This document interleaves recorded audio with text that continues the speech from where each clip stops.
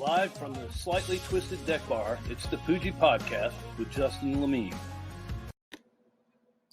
The Poojie Podcast is proudly sponsored by Cimarron Golf Club, located in Jacksonville, Florida, off County Road 210, just west of St. John's Parkway.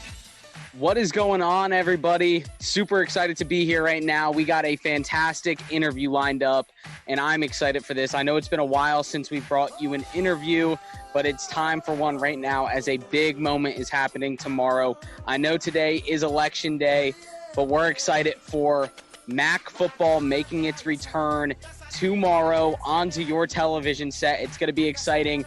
MAC was one of the conferences that opted out earlier in the fall, but they are officially back and in action tomorrow night. So we're excited for it. I'm excited for it because I got this great guest lined up for you all. I know we got a Bowling Green following here in Jacksonville, Florida. We've got a little bit of a pipeline from Sandalwood High School up in Jacksonville. So my guest, Javonte Kinsey, wide receiver number 2, up in Bowling Green, Ohio. He is here and ready to tell you a little bit about himself and what Bowling Green is getting from Javonte Kinsey. Just a great kid.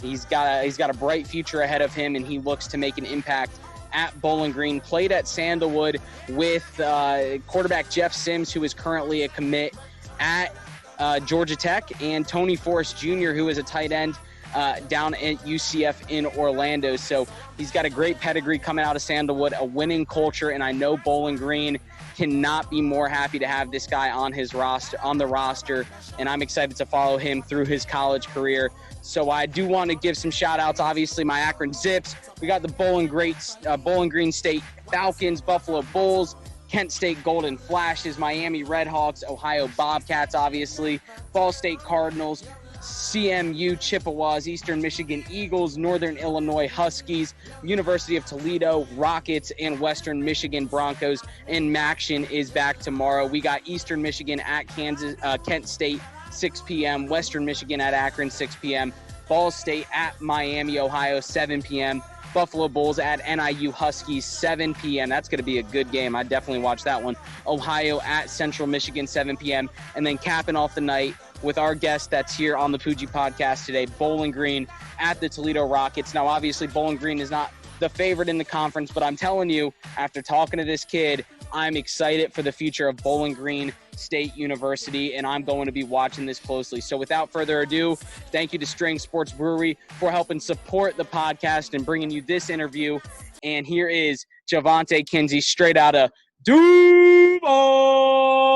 What is going on, everyone? Hope you enjoyed that sports update there. What's going on in the world of sports? We do have an exciting interview, great interview today. A young, talented football player out of Jacksonville, played at Sandalwood here and is currently enrolled at Bowling Green State University up in Ohio. So I did just want to sit down with him and talk to him a little bit about what it's been like being at Bowling Green so far and maybe some of his thoughts on Duval County High School football. So Javonte Kinsey, thanks for being here, man. You're welcome. For sure, man. So I knew you grew up here in Jacksonville, NFL City, a lot of college football influence here. How did that influence kind of play into your passion of football, to play football? Was there always this support from your family to kind of chase these goals and these dreams and things like that? Yeah, so growing up from here, it's either you playing sports or, in my eyes, that's the only way to make it out from, what I've been taught. And, just where I stay at, looking up to all the Jaguar players all the time and looking up at the college football teams that's down here in Florida, it just gave me a bigger influence on playing the game. For sure. And I guess speaking on the Jags, what type of influence did they have? Did they have any connection, I guess, with you as a young player? I know they do a lot in the community and with high school teams in the area. Does anything stand out about the Jaguars, what they've done in the Jacksonville community for you, maybe firsthand?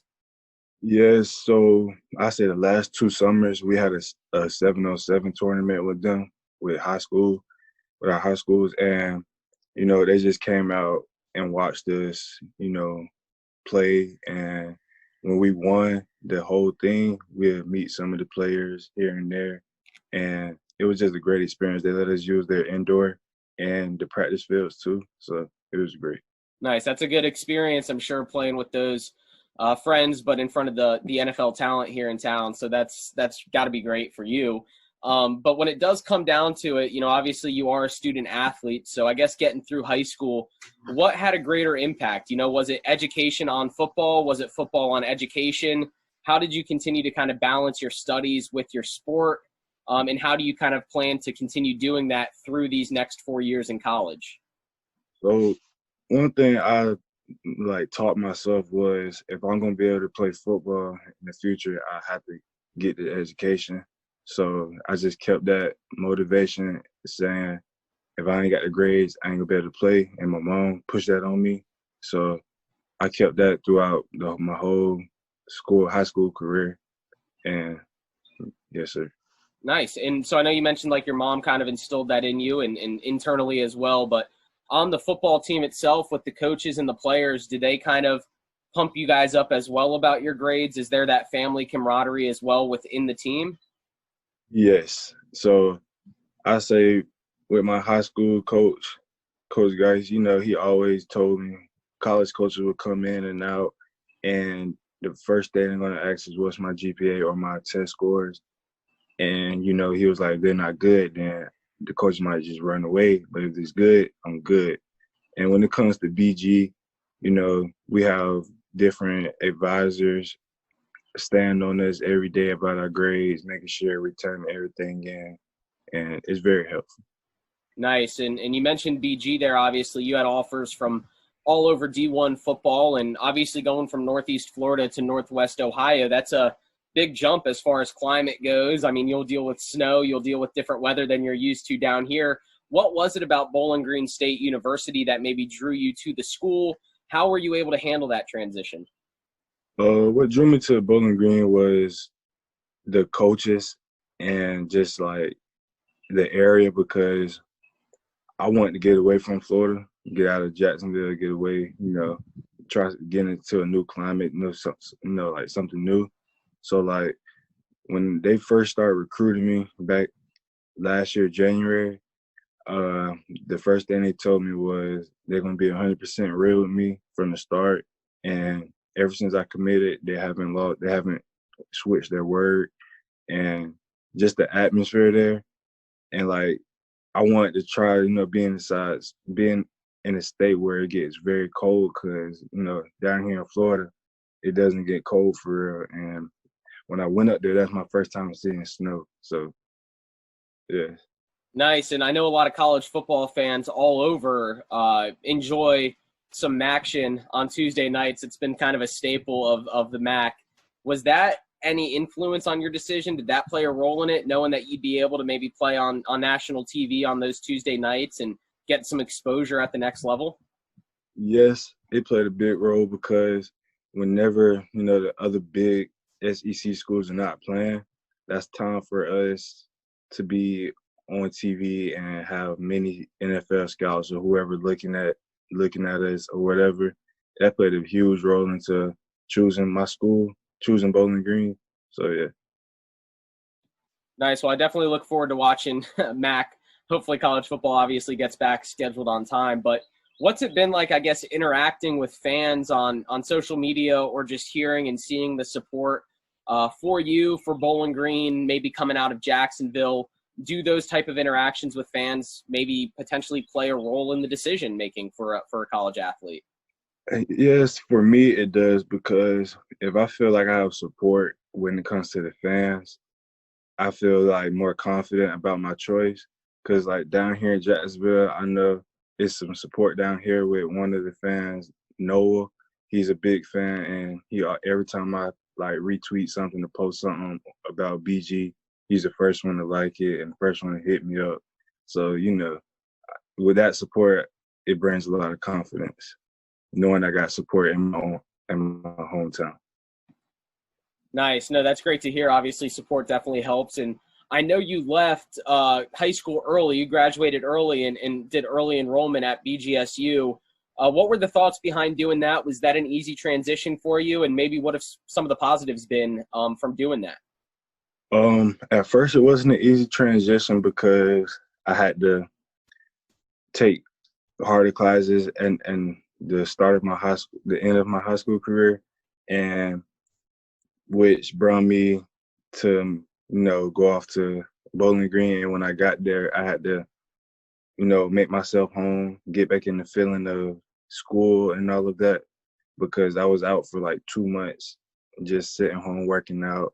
And then when it comes to the football, I had to get used to waking up very, very early just to work out and, hit the field. Yes, it was.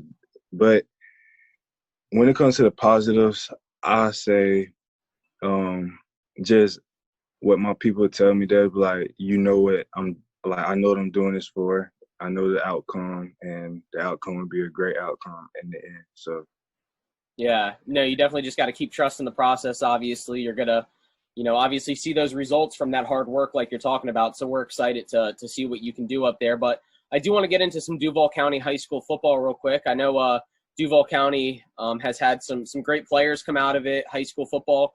Do you sense that there's a feeling of Duval County high school football being underrated maybe in the state of Florida or around the country? yes, it's plenty of talent down here in Jacksonville, and it compared to the other cities and counties down here in Florida, we're very underrated because I don't know if it's because where we at and it's not South Florida. South Florida, they get the most, exposure down there. But you got certain schools up here. I'm starting to see more and more schools put kids in college, like more than I've seen in the past years before. So I feel like I'm seeing a big increase into getting exposure in Duval. So Nice. And I mean, I know a lot of that talent was on your team at Sandalwood, and they've been notorious over the past 4 or 5 years, and even beyond that, of kind of pumping out talent to the college level.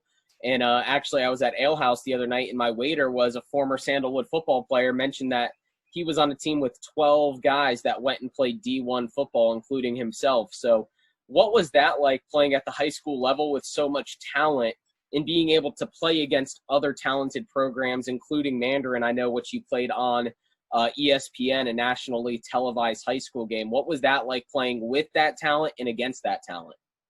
what it was like playing with that talent was great, because in practice, I'm not getting like mediocre reps. I'm getting full speed, great reps with great potential and great talent.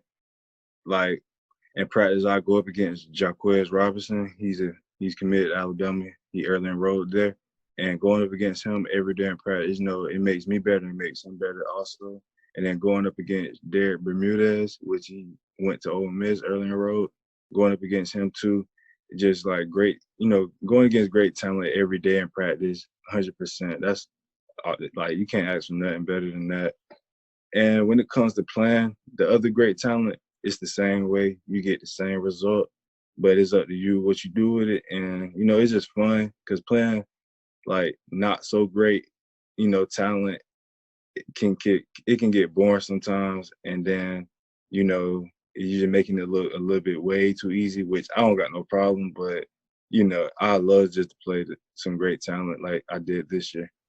Yeah, they say iron sharpens iron, right? So it definitely Yes, helps playing against those guys. And I know even here in Jacksonville, a lot of the receivers used to talk about going up against Jalen Ramsey and AJ Boye, and those two all-pros, how it helped them kind of grow at the receiver position. So I know that translates all the way to the high school level as well.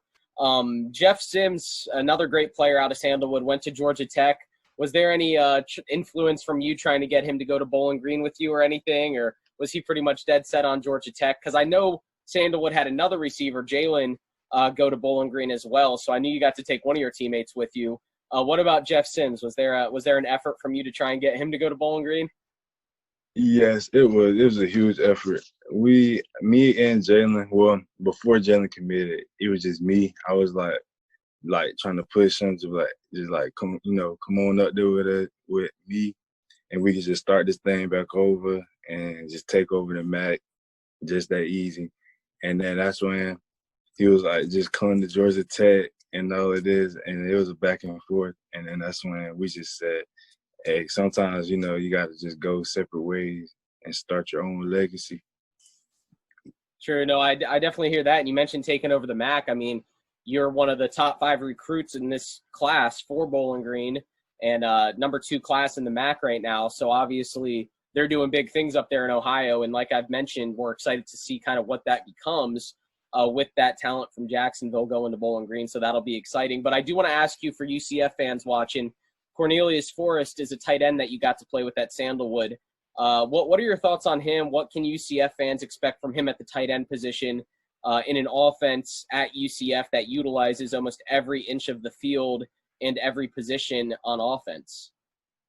Cornelius, he's one of my longtime friends. Also, we grew up back in elementary school together, and he's what to expect from him. He's very physical. He's very big, and I work out with him all the time, so he has a great work ethic. He always loves to live, go to the field, work out, and he got great hands. He loves working, and he's an awesome player. Awesome. No, we're definitely looking forward to seeing him. I do have a few more questions for you here, but for the viewers, again, this is Javonte Kinsey, wide receiver out of Sandalwood, now at Bowling Green State University. Looking forward to big things from him. But what would you say, what receivers, maybe 2 or 3 receivers, do you model your game after, maybe past or present receivers? Or is there 1 or 2 receivers that maybe you compare yourself to, or that you would like to maybe play up to the level of at these next levels?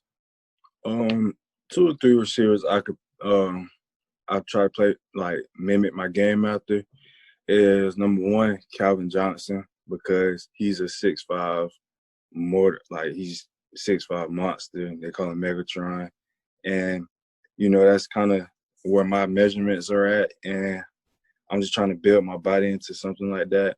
And then number 2, I say Larry Fitzgerald, because he can go up and get the ball, and that's exactly what I can do. And he has great route running. And lastly, I say Julio Jones, because he has the great measurements also and speed, and that number 1 thing, can go get the ball, great route running, physical, and just love working. And those are 3 great guys to kind of model your game after, not only from the on-the-field performance and measurements, but 3 great character guys as well. Larry Fitzgerald's been known as maybe the best receiver as far as community involvement goes, and just kind of being a pillar that Arizona community can build off of. And same with Megatron, very quiet, let his play speak for him. So those are guys that you can model your game after, but also your character as well. Have you been told anything as far as the return to campus goes, football workouts, anything like that? Is there been anything that you can share with people about what the next steps are for college football?